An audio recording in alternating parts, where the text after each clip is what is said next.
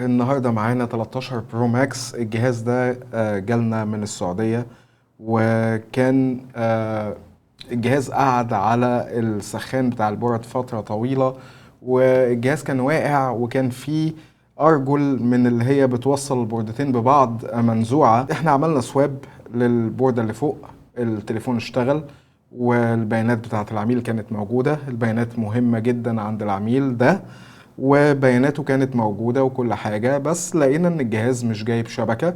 فهنشوف دلوقتي هل هنحتاج ان احنا نعمل سواب كمان للبوردة اللي تحت، ولا هيبقى الموضوع بس مجرد شبلنة.